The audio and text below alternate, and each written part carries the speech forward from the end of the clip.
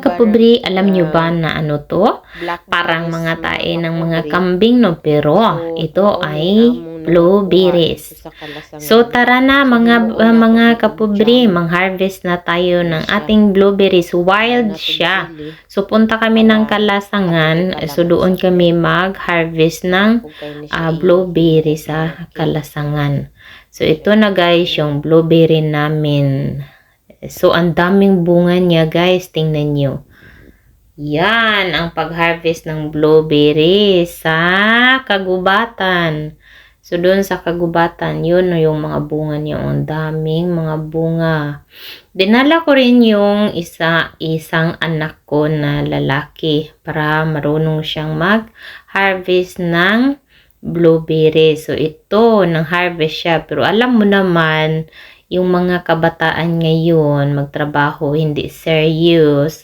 So, yung ano niya is pili-pili lang kung saan yung yung maraming bunga. So, yun lang yung kinukuha niya. Pero, nakakarami na rin siya ng kuha ng kasi ang dami. So, ito guys, dito kami sa kagubatan, nanguha ng mga blueberries. So, libre lang to guys. Kung masipag kayong mag-harvest ng blueberries, so marami kayong makukuha. Kasi dito sa Norway, kahit saan dito ang blueberries, makikita nyo during summer. So tuwing summer, itong blueberries, ma-harvest niyo at libreng-libre. Kung samantala, kung bilihin nyo sa market, so ang mahal talaga siya sa market.